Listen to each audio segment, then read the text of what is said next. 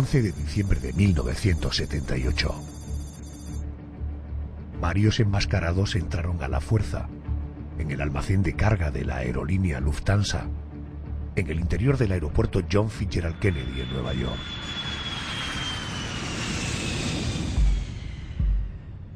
Agredieron a los trabajadores, lograron sortear la doble puerta que daba paso a la bóveda en la que aquel día se almacenaba dinero y joyas.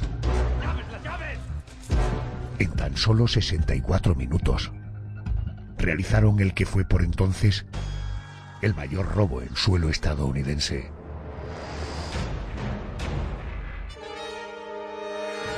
El 19 de diciembre de 2004, unos siniestros personajes accedieron a las viviendas de dos responsables de la sucursal del Northern Bank en Belfast, en Irlanda del Norte. Tomaron como rehenes a sus familias, los obligaron a acudir al día siguiente a la entidad bancaria para desde el interior dejarles entrar a una cámara bien surtida de fondos. El botín, 26 millones de libras. 21 de febrero de 2006. 5 hombres armados y disfrazados de policías penetraron en el almacén de la empresa de seguridad Securitas, en el condado británico de Kent, secuestrando a punta de pistola al director y a su familia. ¡Levanta las manos! ¡Levanta las manos!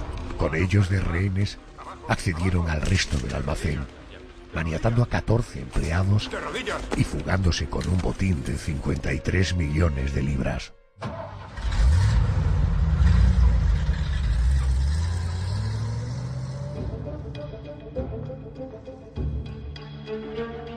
Esta noche abrimos los expedientes de algunos de los atracos más impactantes de las últimas décadas, atracos que han pasado a la historia y que han inspirado novelas y películas. Muy bien, sigan agachados.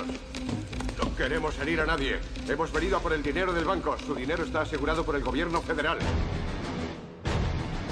En nuestro viaje recordaremos también clásicos del robo, como el asalto al tren de Glasgow en Escocia, el 7 de agosto de 1963,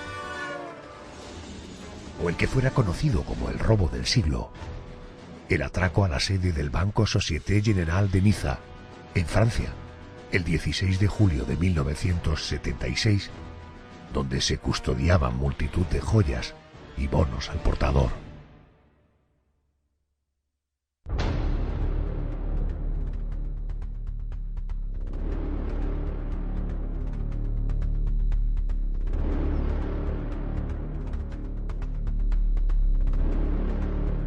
El cine ha reflejado en ocasiones con bastante acierto los atracos más famosos de todos los tiempos.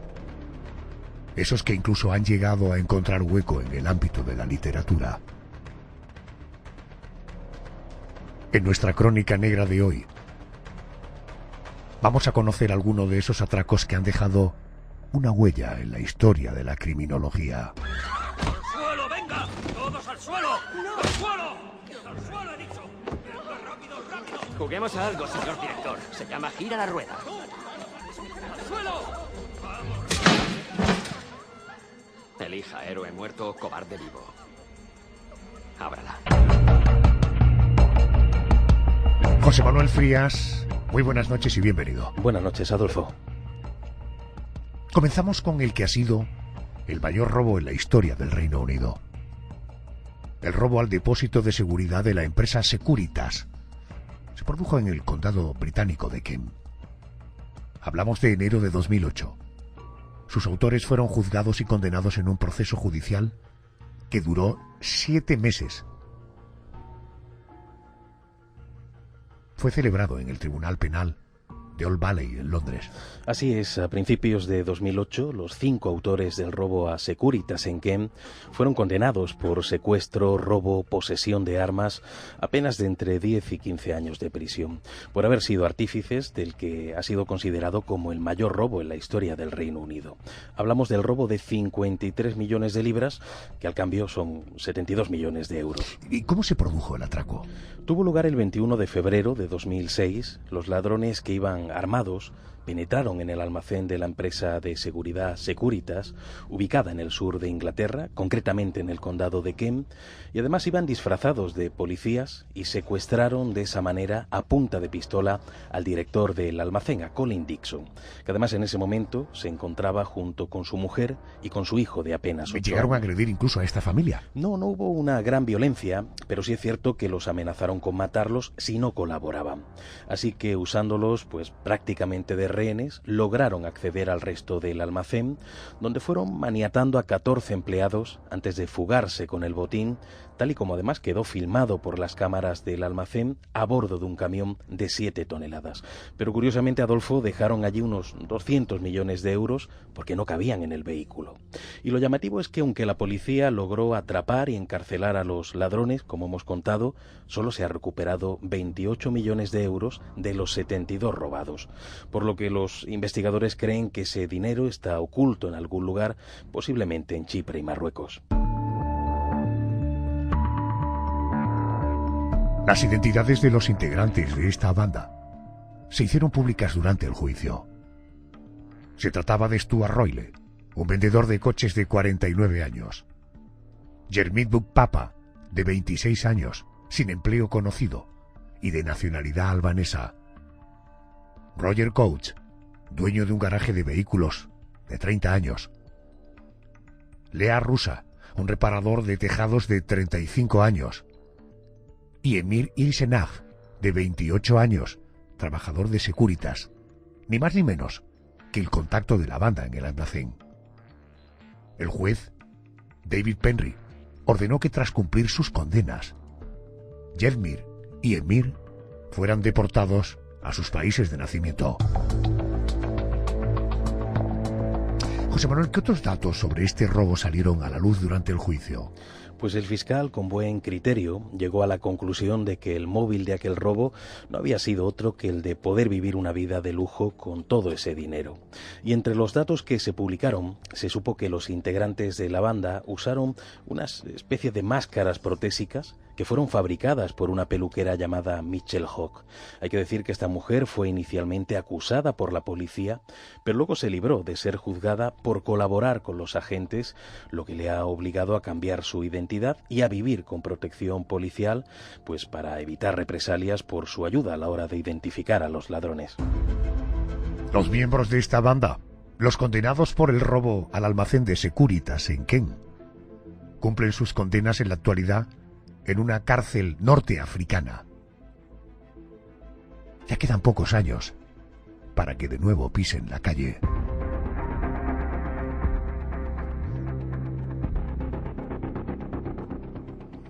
Es inevitable, al hablar de robos históricos, referirnos al asalto al tren de Glasgow en el año 1963. El equivalente en la actualidad del botín que lograron los ladrones sería de la no despreciable cifra de 35 millones de euros.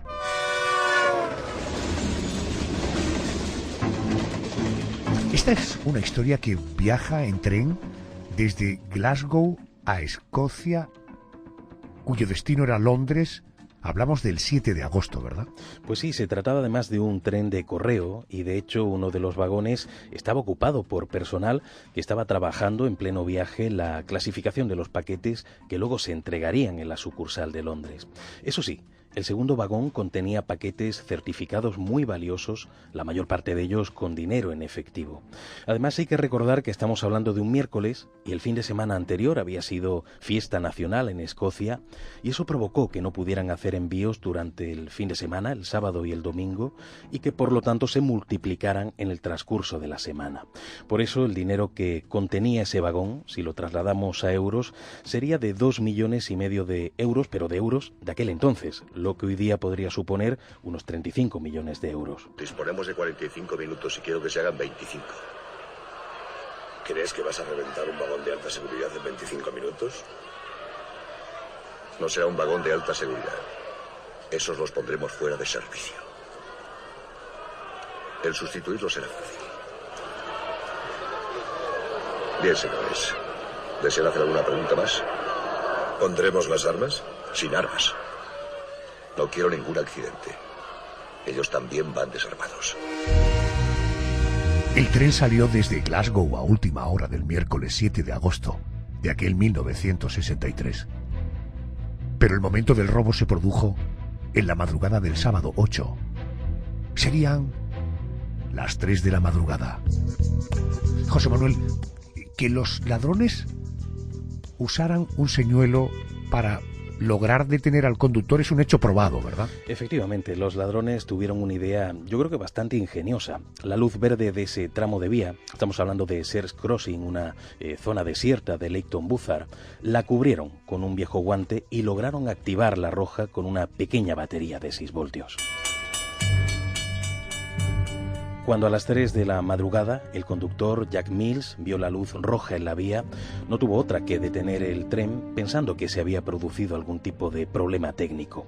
Fue en ese momento cuando el copiloto, David Whitby, bajó del vagón para ver qué ocurría. Cuando David se acercó a la línea telefónica para hablar con el responsable, descubrió que los cables habían sido cortados. Algo preocupado, intuyendo lo peor, regresó al tren y en ese momento fue atacado por los ladrones que lo arrojaron a empujones por un barranco. Un hombre ataviado con un pasamontañas penetró en la cabina del conductor, golpeando a Jack en la cabeza hasta dejarlo inconsciente. El resto de ladrones quitaron los enganches de los vagones, dejando unidos solamente la locomotora y los 2 compartimentos que contenían el dinero. La idea inicial de esta banda era la de conducir ellos mismos el tren durante 1 milla para pasar después el dinero a los vehículos que estarían esperando. Esta fue una buena opción. Hombre, a priori sí. En la zona donde estaban hubiera sido complicado hacer el trasvase y por eso pensaron en conducir la locomotora hasta Bridego Bright, donde esperaban varios Land Rover en los que meterían los sacos. Pero ya desde el principio se presentaron problemas. Digamos que el plan contaba con antecedentes. Uno de los ladrones, durante varias semanas, había ido trabando amistad con el personal de una estación hasta lograr acceder a las locomotoras en marcha e incluso poder conducirlas durante un tiempo. Los empleados no sospecharon nada porque lo consideraron un friki, un fanático de los trenes. Me imagino que este personaje sería a este que señalas como el que iba a conducir el tren robado. Claro, esa era la idea, pero fíjate, cuando accedió a este tren del que hablamos, se enfrentó con una locomotora diésel mucho más compleja que aquellas que había conocido. Y por más que lo intentó, no le fue posible hacerla funcionar. Y a la banda no le quedó más remedio que reanimar al conductor, a ese al que le habían pegado un golpe en la cabeza, para que él mismo se encargara de hacerlo.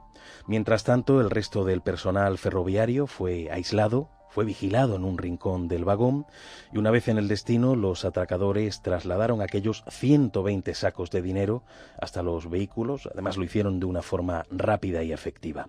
Uno de los ladrones advirtió al personal para que no intentaran contactar con la policía hasta pasada media hora.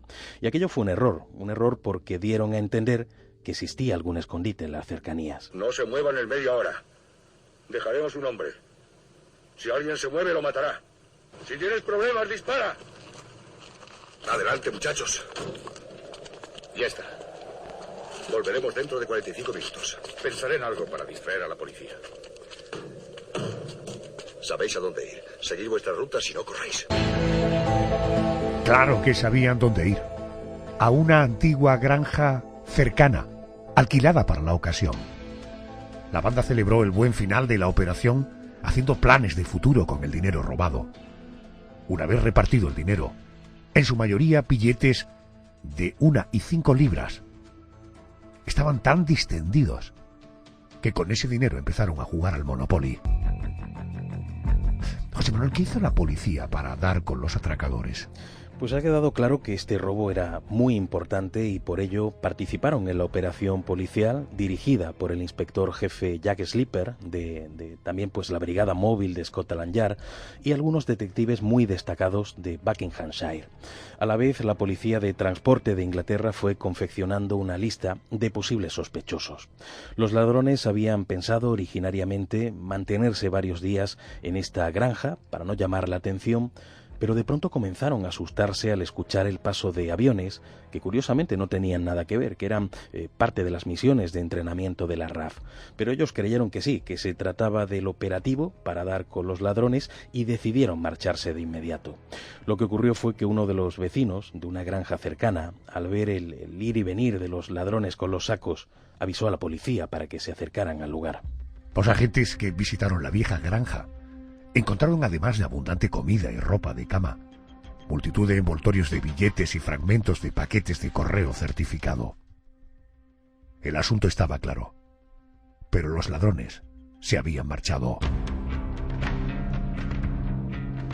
¿Fue complicado dar con la banda? No fue muy difícil porque los atracadores cometieron la torpeza de dejar muchas pistas. Entre otras aparecían sus huellas dactilares en ese tablero del Monopoly. Y en los días siguientes lograron detener a todos, menos al cabecilla de la banda, Bruce Reynolds, que estuvo 5 años en paradero desconocido. El resto compareció ante un tribunal y entre todos sumaron una condena de 307 años de prisión. Bueno, comentabas que el cabecilla, Bruce, desaparece durante 5 años.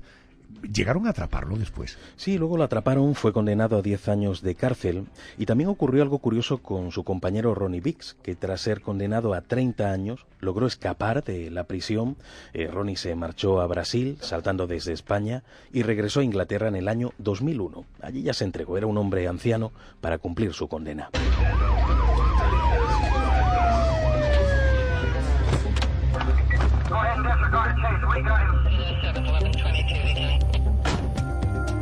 Entramos en el callejón oscuro y húmedo, donde tiene su despacho el detective privado, criminólogo y director de seguridad, Enrique Vega. Buenas noches.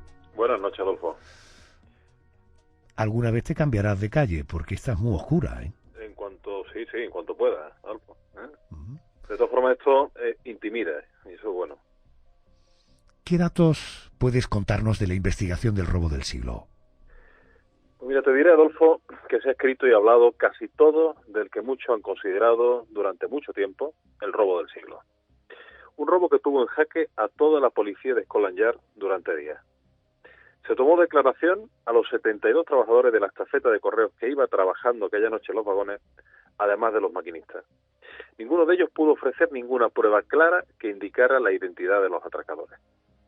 Tan solo, como ya hemos comentado, la testificación de uno de los testigos que manifestó que los atracadores habían amenazado a los rehenes para que en media hora no hicieran ningún movimiento, puso en valor el indicio de que el escondite podía encontrarse en un radio de 50 kilómetros, que es la distancia que podría recorrer un vehículo a gran velocidad en ese tiempo. La posterior colaboración ciudadana hizo el resto, con la información de vecinos sobre los movimientos de una gang.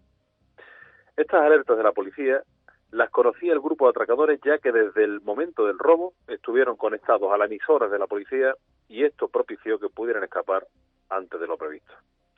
La banda, como ya hemos podido comprobar, estaba perfectamente jerarquizada y lo tenían todo completamente planificado.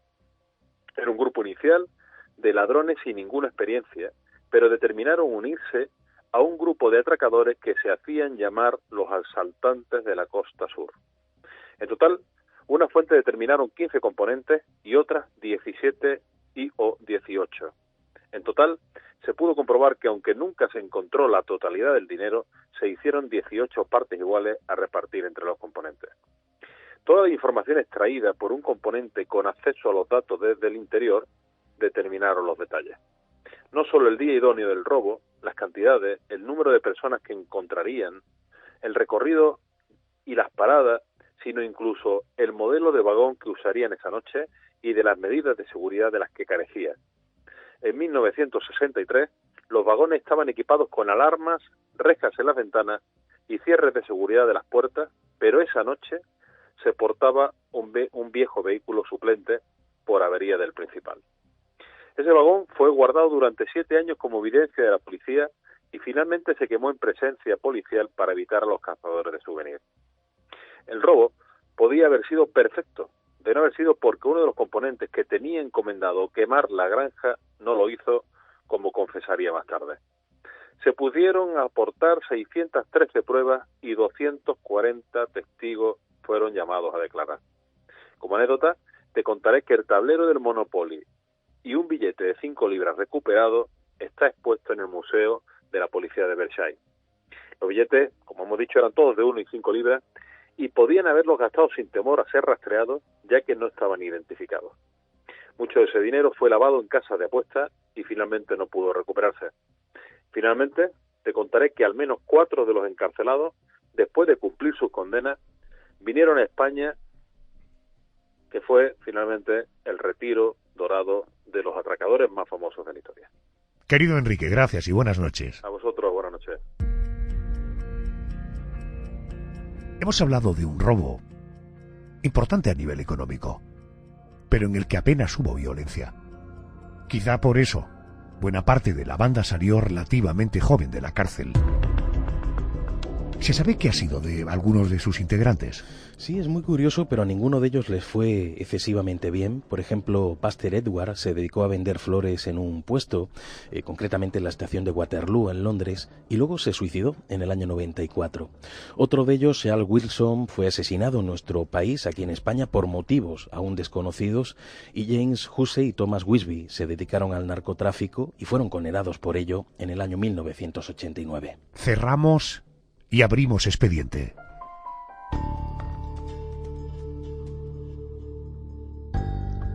Regresamos al Reino Unido. A pesar del tiempo transcurrido, nadie olvida el atraco al Northern Bank, en la sucursal del centro de Belfast, en Irlanda del Norte.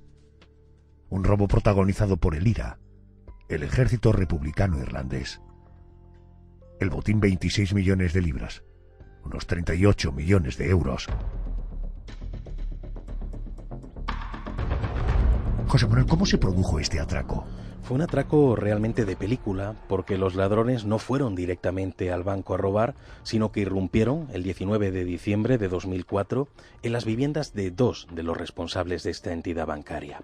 Desde ese momento tomaron de rehenes a varios familiares suyos y a los encargados los obligaron a ir al trabajo al día siguiente, pues aparentando que nada había ocurrido, y ya desde dentro, presionados por el peligro de que algo les pasara a las familias, ayudaron a los ladrones a entrar en la sucursal y a vaciar aquellas arcas de un lugar que hay que decir que es el centro de distribución de todas las sucursales. Desde allí además se canaliza el envío a otras sedes, por lo que normalmente se almacena una gran cantidad de fondos. Y además hay que tener en cuenta la fecha navideña en la que sucede este atraco, que fue la causa de que hubiera más efectivo que en otras ocasiones, por custodiarse allí las ganancias de Navidad de muchos establecimientos. ¿Y de qué manera se llevaron el dinero? Los ladrones en este caso usaron un camión para llevarse el dinero y una vez lograda la hazaña pusieron en libertad a los familiares de aquellos 2 responsables del banco. Sí que decir que ninguno sufrió daño, aunque debido al miedo uno de ellos tuvo que recibir atención médica por un ataque de histeria.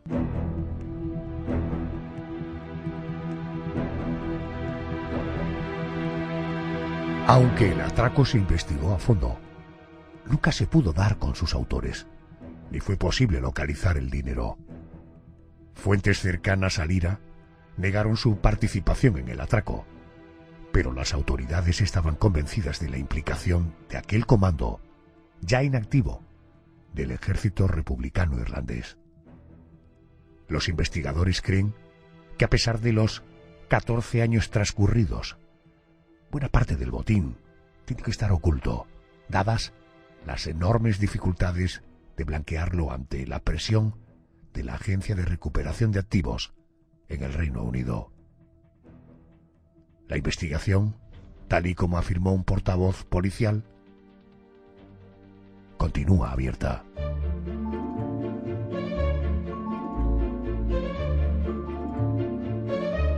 Precisamente ahora, y llegados a este punto, me encuentro frente al gabinete de psicología de Ángela Wall. ¿Y por qué no entrar? Allí debe estar su titular. Querida Ángela Wall, buenas noches. Hola, buenas noches.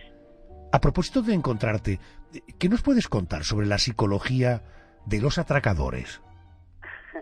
Pues mira, la verdad es que es difícil meter en el mismo saco a todas las mentes que elaboran y ejecutan un plan de robo, ¿no? Porque los móviles cognitivos y emocionales pueden ser muy diversos, así como los tipos de personalidad de todos los que se atreven a tales fechorías. Pero bueno, digamos que si pudiéramos generalizar de alguna manera, diríamos que las bandas o grupos que perpetran un robo de estas magnitudes, pues suele haber una mente que dirige y de paso manipula pues a todas las demás. Es decir, suele haber un ideador de la trama que se encarga de la planificación y la elaboración del evento. Bueno, es el que da las órdenes, el que construye los roles, ¿no? Y entonces él es el que se encarga de buscar a los colaboradores y, por supuesto, se suele llevar la mejor tajada. Este suele coincidir pues con una personalidad de tipo psicopático, ¿no? Manipulador, egocéntrico, con ínfulas de superioridad, ajeno a las leyes y con la sensación de poder hacerse con lo que desea, sin importar la ética o las consecuencias para sus compinches o para las posibles víctimas, también podría ser.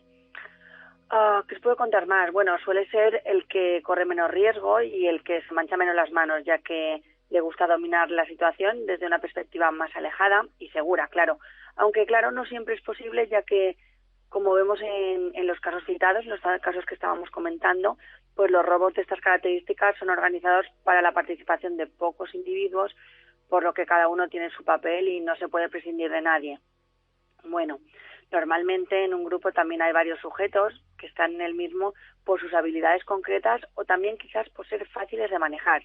Es lo que podríamos denominar pues los peones del rey. Vemos, por ejemplo, en uno de los casos comentados, el del robo de Securitas en Kent, que cuanto menos es curioso, como uno de los 5 integrantes de la banda tiene 49 años, mientras que los 4 restantes se mueven entre los 26 y los 35 años. También vemos que varios de los muchachos jóvenes tienen trabajos posiblemente ni bien remunerados ni gratificantes, o algunos no tienen ni siquiera trabajo conocido. Es una característica que puede definir a un ganado fácil de convencer, ¿no?, para hacer alguna locura que les abra las puertas a un supuesto paraíso. Bueno, otro dato interesante es el hecho de que contra más antiguo es el caso, y esto tiene toda la lógica del mundo, pues más chapucero parece el robo, ¿no? Más rudimentarios son los elementos de engaño y de forma más ingenua se comportan las víctimas. Vemos, por ejemplo, en el asalto al tren de Glasgow, sin ir más lejos, estuvo lleno de eventualidades, malos cálculos y poco considerados, ¿no? Ni los verdugos analizan bien los posibles imprevistos, ni las víctimas actúan con cautela o recelo en comportamientos que son ciertamente llamativos. En este caso, y también en relación a lo comentado anteriormente, vemos también como todos los miembros fueron encarcelados, menos el cabecilla, que estuvo 5 años fugado. Claramente esto solo pudo darse porque él tuvo una posición de superioridad sobre los demás y gracias a esta, pues claro, tiene un resultado ventajoso. Es evidente que la tecnología y las nuevas maneras de comunicarnos y de investigar pues han favorecido tanto la manera de cometer crímenes como las estrategias para descubrirlos y hacer justicia. En cualquier caso, los grandes robos son un espectáculo y, como muy bien comentábamos antes, son dignos de filmar, ¿no? Precisamente pues por lo difícil del hito, por la gran magnitud de los riesgos y también de los beneficios. Está claro que son actos no aptos para cardíacos y, bueno, este tipo de propuestas se da en megalómanos, ¿no?, muy narcisistas, que mueven a otros más dúctiles y emotivos, pues convenciéndolos con la sensación de poder y lujo, que finalmente pues suele reducirse a un espejismo y muy especialmente para los pobres y sensibles peones. Doctora, gracias y buenas noches. Buenas noches.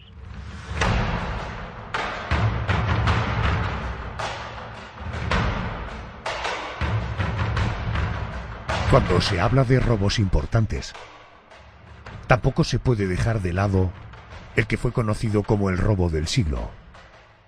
El asalto a la sede del Banco Société Générale de Niza, en Francia. ¿Tan importante fue como para merecer este título? Pues sí, posiblemente, y además para hablar de este robo tenemos que presentar a un personaje muy singular. Hablamos de Albert Spaggiari, un mercenario francés ya fallecido que fue el artífice de este importante atraco. De él se cuenta, por ejemplo, que su primer robo fue un diamante que le regaló a su novia. Albert, que era conocido como Bert, entró a formar parte de la Legión extranjera y hay quien dice que lo hizo para huir de la justicia y que fue incluso paracaidista en la guerra de Indochina. Algunos años después fue encarcelado por trabajar para la OAS, una organización clandestina que operó durante la guerra de la independencia de Argelia. Pero el robo del siglo ocurrió después de esta etapa de la vida de Spaggiari, ¿verdad? Sí, fue en el año 76 cuando Albert era dueño de un estudio de fotografía en la propia Niza y vivía en una casa en las afueras. Un día llegó a sus oídos el dato de que las cloacas de la ciudad pasaban justo debajo de esa cámara de la Société Générale, y aquello hizo despertar en él los deseos de emprender una especie de operativo para hacerse con un suculento botín excavando un túnel. Para comprobar si el banco tenía sensores de movimiento, alquiló una caja dentro de la entidad, puso en ella un despertador de gran potencia y lo programó para activarse de madrugada. Y bueno, la prueba salió bien. La cámara acorazada no tenía sistemas de seguridad de sonido o de movimiento y los dueños del banco creían, por lo tanto, que era algo impenetrable, ya que sus paredes y su puerta tenían un enorme grosor. Y nadie se imaginaba que los ladrones podrían entrar por el subsuelo. Pues parece que no. Y en ese momento Albert Spaghieri contactó con los más destacados criminales del mundo del robo en Marsella. Incluso se sospecha que contó con algunos de sus viejos camaradas de la OAS. Y entre todos comenzaron a trabajar abriéndose paso por el sistema de alcantarillado en una labor larga, duró un par de meses, y el túnel desde la alcantarilla hasta la cámara medía 8 metros. Fue la madrugada del 16 de julio de 1976 cuando el grupo logró entrar en la cámara. Una vez allí, accedieron a 400 depósitos, valorados todos en unos 60 millones de francos. La mayor parte del material que escogieron eran pues joyas y bonos al portador. Conviene señalar que cuando llegan a la cámara, tienen por delante todo un fin de semana. Supongo que pudieron permitirse hacerlo con una cierta tranquilidad, ¿no? No solo tranquilidad, también ocurrieron incluso cosas insólitas. Por ejemplo, los atracadores encontraron en algunas cajas fotografías de desnudos de personas relacionadas con la gente más poderosa de la ciudad y bueno, no tuvieron otra idea que coger esas imágenes e ir pegándolas por las paredes del interior como una especie de desafío. Vamos a conocer algunos datos más gracias al relato de un gran conocedor del caso, que es el criminalista Paul Jessilou. Cuando finalmente llegaron al banco un viernes, todavía les quedaba por atravesar una gruesa pared de cemento para llegar a la cámara acorazada. Abrieron el agujero a mano y no lograron acceder al interior de la cámara acorazada hasta la tarde del día siguiente. Cualquier otro delincuente, al ver que ya estaba en la cámara acorazada, la hubiera desvalijado cuanto antes. Pero Spaghieri no era un delincuente cualquiera. Había llevado comida para sus hombres y allí mismo, en la cámara acorazada, tomaron un refrigerio a base de vino y patés. La banda se pasó todo el fin de semana en el interior de la cámara acorazada y no se fueron hasta que el banco estaba a punto de abrir sus puertas. Transportaron su botín en balsas que flotaban en el agua de la alcantarilla. Las llevaron hasta donde les esperaban otros miembros del grupo que ocultaron el material. ¿Es cierto eso que cuentan de que a Albert lo descubren por culpa de los celos de una mujer? Pues sí, pero no de la suya, sino de la mujer de un compañero. Hay que decir que Spaghieri no había dejado pistas de ningún tipo y el problema radicó en la mujer de otro de los atracadores. Los celos que sentía le llevaron a llamar a la policía para que investigara las andanzas de su marido. Y no sabemos por qué. La policía tuvo una corazonada, acudió a la casa del ladrón y empezó a obtener evidencias del robo. Y todo ello condujo a los agentes hacia Albert Spaghieri.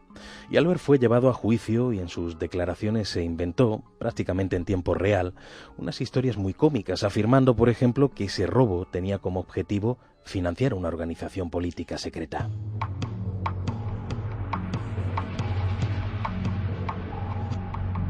Durante ese juicio ocurrió un acontecimiento que pasará a la historia y que demuestra además el talento de Albert. Llegó a fugarse delante de las narices de todos. José Manuel, ¿esto cómo ocurrió? Pues durante una audiencia y en un descuido de las autoridades y de los jueces, Albert saltó por la ventana. Claro, en ese momento todos pensaron que se había suicidado, pero en realidad había aterrizado sobre un coche estacionado en la calle y luego se montó en una moto que lo estaba esperando y se dio a la fuga. Eso sí, dicen que el dueño del vehículo estropeado con esa caída recibió algunos días después un sobre anónimo con 5.000 francos. Sobre la fuga hay quien asegura que fue propiciada por políticos importantes, amigos de Albert, y por algunos compañeros de la OAS. Bueno, por lo que sabemos, Albert nunca fue atrapado, ¿no? Nunca. Él vivió como un fugitivo, a pesar de que fue condenado a cadena perpetua. Dicen que le realizaron una cirugía plástica para cambiarle el rostro y que luego pasó el resto de su vida entre Argentina y Brasil. Eso sí, Algunos datos apuntan a que regresó en algunas ocasiones a Francia, pero siempre de incógnito y con el motivo de visitar a su madre. Ya desde el exilio publicó una autobiografía donde muestra pasajes curiosos de su vida, y en esa obra asegura que no se quedó con nada del dinero robado en Niza, sino que lo regaló a gente pobre, gente de Italia, de Portugal, de Yugoslavia. Al parecer, aquel atraco para él fue solamente un juego, un desafío.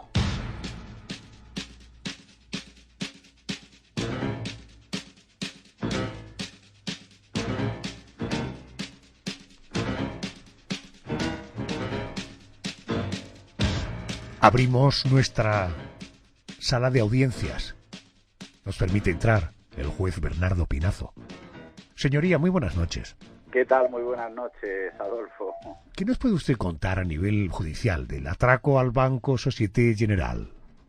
Pues mira, a mí me gustaría hacer hincapié en lo que es el tratamiento jurídico de la fuga o la evasión de presos que habéis comentado en último lugar. Ya hemos sabido que el cerebro del robo, Albert, se fugó del juzgado, de la audiencia, y nunca fue encontrado. En todas las legislaciones se castiga la fuga porque es la Administración de Justicia la que se quiere proteger, por cuanto que se consagra un deber generalizado de cumplir las sentencias y demás resoluciones firmes, esto es, juzgar y hacer ejecutar lo juzgado. El proceso penal se inicia, como casi siempre, con diligencias policiales en la que se puede producir detenciones como medio de asegurar el posterior proceso judicial. Por ello también las detenciones en sede policial pues son objeto de protección de este tipo penal, al igual que en cuanto suponen actuaciones encaminadas a posibilitar la correcta administración de justicia. Mira, Adolfo, los delitos de evasión son delitos de resultado. ¿Qué significa eso? Pues que se consuman con la obtención de la evasión o fuga del preso, si bien con otros requisitos, y se admite la tentativa y la frustración. El caso es que hay que estar un determinado tiempo fugado de la acción de la justicia. La acción típica, pues es eso, que se haya evadido de donde estuviese el lugar de reclusión, y bien sea o dentro del juzgado o del centro penitenciario o incluso de los sanitarios, de los hospitales. En cualquier caso, el tipo de la conducta es distinta del quebrantamiento de la condena, en la cual, pues si además hay fuerza y violencia y se producen homicidios o bien asesinatos, se comprende que es un instituto concursal de el delito de quebrantamiento. Este delito parece mentira, pero se castiga más o menos de forma benévola, por cuanto que se le impone una pena de 6 meses a 4 años, Adolfo. Señoría, gracias por atenderme esta noche. Un abrazo muy fuerte. Y feliz Navidad a todos y a todos nuestros oyentes. Gracias, señoría, igualmente. Un abrazo, gracias, digo.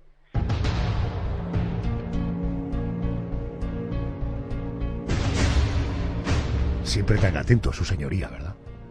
José Manuel, ¿es cierto que Albert Spaghiari murió en circunstancias extrañas? Eso parece. Según algunos medios de prensa, el cuerpo de Albert fue hallado el 10 de junio del año 89 frente a la casa de su madre. Pero lo extraño es que no hay ningún tipo de prueba de ello. Otros especialistas aseguran que falleció junto a su esposa en una casa rural en Turín, en Italia, debido a un cáncer en la garganta. Sea o no verdad que Albert entregó el dinero a gente necesitada, el caso es que el botín del robo del siglo nunca fue hallado. Antes de pasar al tramo final de esta crónica negra, queremos conocer algún atraco que no nos haga viajar mucho en el tiempo. Un atraco cercano. De entre ellos, existe uno que, por sus, diría, consecuencias nefastas, ha sido más mediático que el resto. Vamos a viajar hasta Cincinnati, en el estado de Ohio. Es el atraco a un banco. Fue en septiembre de este mismo año. Hubo 4 víctimas mortales. Me acompaña para hablar de esta noticia Juan Fierro, es el corresponsal de COPE en Estados Unidos. Querido Juan, muy buenas noches. ¿Qué tal, Adolfo? Buenas noches. ¿Cómo se produjo este atraco? Bueno, la verdad es que pese al tiempo que ha transcurrido, no está todavía muy claro si estamos ante un intento de atraco o ante un intento de provocar una auténtica masacre, ya que el agresor, que iba armado con una pistola del calibre 9, de 9 milímetros, llevaba también más de 200 balas.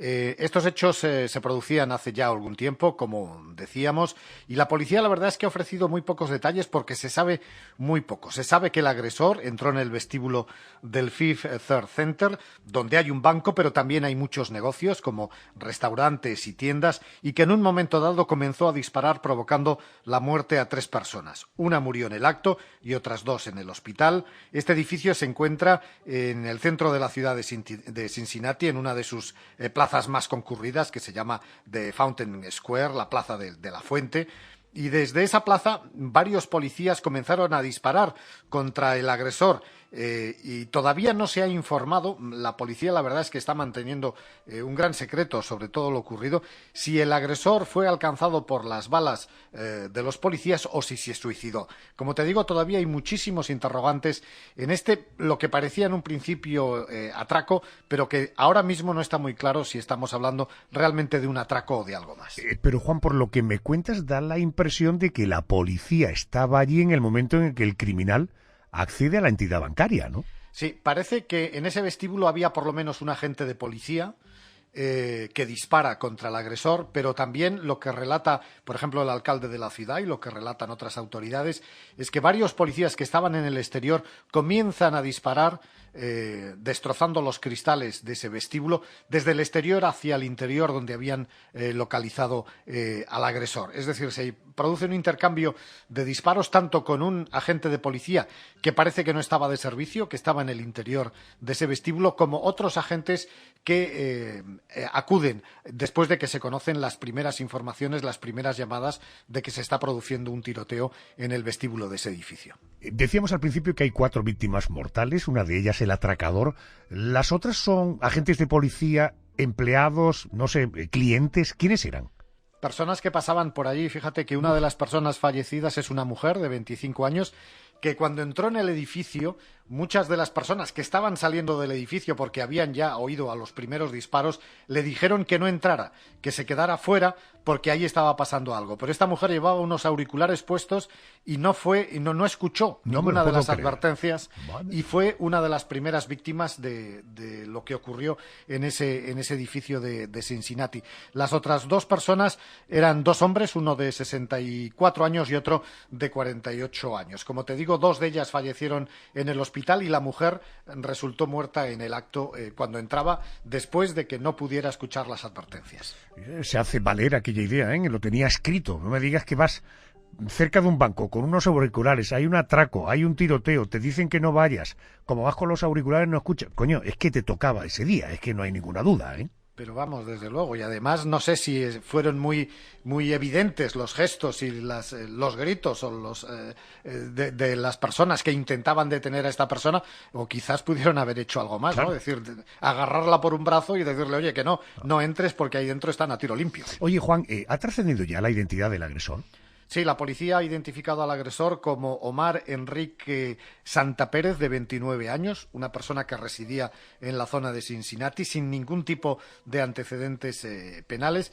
Y la verdad es que hasta este momento, después de tanto tiempo, la policía sigue sin ofrecer ninguna explicación sobre las causas de este suceso. Si realmente este hombre había entrado a atracar el banco o llevaba otras intenciones. ¿Estarás de acuerdo conmigo? La larguísima tradición de atracos a bancos en Estados Unidos, bueno, cinematográficamente ha dado, en fin, parte de la historia del cine norteamericano tiene que ver con atracos a bancos. Digo esto, y a pesar de la tecnología, de ser el primer país del mundo, ¿se suelen dar con frecuencia todavía los atracos a entidades bancarias? Pues el FBI tiene una estadística del número de atracos que se producen cada año en los Estados Unidos y rondan cada año los 5.000. 5.000 atracos al año de entidades bancarias en los Estados Unidos. Aunque en esa misma estadística los agentes del FBI dicen que el 98% de los atracadores son finalmente detenidos. Es decir, que solo un 2% se salen con la suya y se llevan el dinero de los bancos. Pero qué barbaridad, 5.000. En ese país no hay nada a lo chico, ¿eh? No, desde luego que no. Y sobre todo se llevan el dinero y lo pueden disfrutar, porque los otros bastante se llevan el dinero, pero no lo pueden disfrutar. Correcto. Juan Fierro, como siempre, es un placer. Gracias y buenas noches. Igualmente, buenas noches.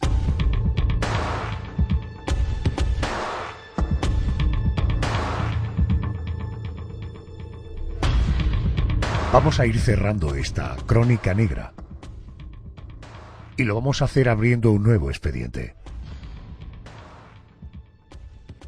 Vamos a viajar al 11 de diciembre de 1978. Hacemos parada en la ciudad de Nueva York. En ese lugar y en esa fecha se produjo otro famoso atraco. El del almacén de carga de la aerolínea Lufthansa en el aeropuerto John Fitzgerald Kennedy. Será un golpe excelente. Llegará mucha pasta por Air France. Bolsas de dinero de este tamaño. ¿Qué te parece? Es de turistas y soldados americanos que cambian su dinero en Francia y luego lo devuelven aquí. Es estupendo. Un golpe muy fácil. Tranquilo. Es totalmente imposible que nos sigan la pista. ¿Seguro? El único problema es la llave, pero ya he pensado algo. Para el golpe seremos nosotros el que lo transporta. Un pobre diablo. Ojo, estamos hablando del atraco a un almacén de carga de una aerolínea Lufthansa alemana en uno de los, por no decir el aeropuerto más importante del mundo. José Manuel, ¿qué sabemos de este impresionante robo? Pues fue un robo que también serviría como guión para una película de acción. Viajamos ese 11 de diciembre, 3:15 más o menos de la madrugada, cuando el agente de carga, Kerry Wallen, vio una furgoneta que estaba junto a la puerta de la rampa de este almacén de Lufthansa. Y claro, se acercó para ver de quién se trataba. En ese momento de la furgoneta salieron 3 hombres, lo golpearon en la cabeza con una pistola y lo amenazaron con matar a su familia si no cooperaba. ¿Esta fue la única persona que retuvieron? No, porque en ese momento además el agente mayor, Rolf Redman, al oír ruidos en la rampa, se acercó a investigar, siendo interceptado por 6 hombres enmascarados que portaban armas y que lo esposaron rápidamente.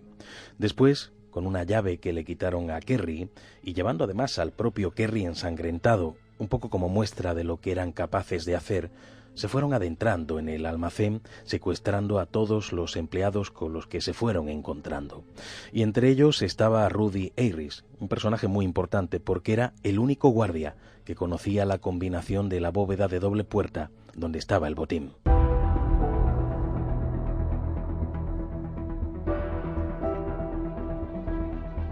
Una buena cantidad de paquetes con dineros y joyas fueron trasladados a la furgoneta Ford. Cuando acabaron el traslado, los ladrones se marcharon. En tan solo 64 minutos, aquellos hombres habían realizado el mayor robo de entre los realizados hasta entonces en los Estados Unidos. Pero a partir de ahí, comenzaron los problemas. Parnell Wedward, el conductor de la furgoneta, que según el plan tendría que haber llevado el vehículo directamente a un depósito de chatarra, dejó la furgoneta mal aparcada en una calle de Brooklyn, donde al día siguiente la encontró la policía.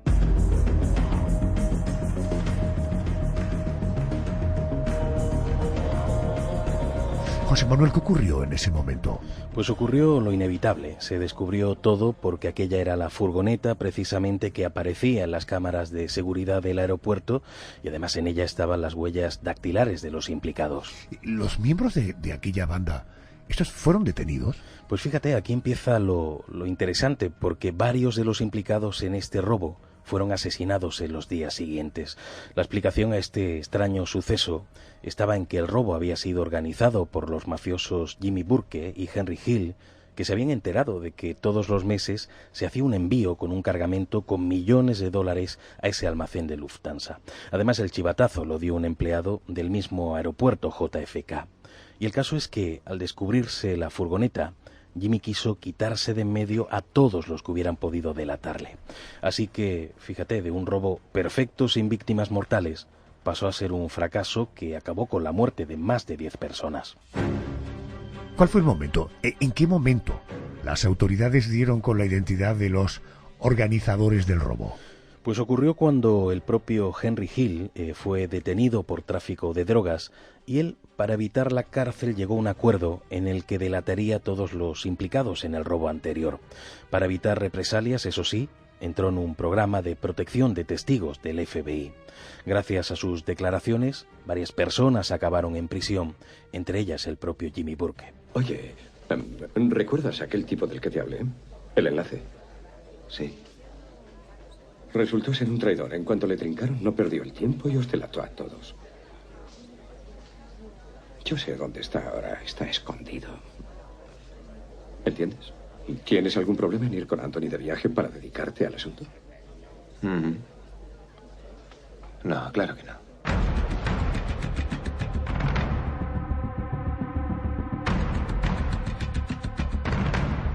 El robo de Lufthansa tardó muchos años en poder cerrarse del todo. Incluso hay investigadores que opinan que quedaron muchos cabos sueltos.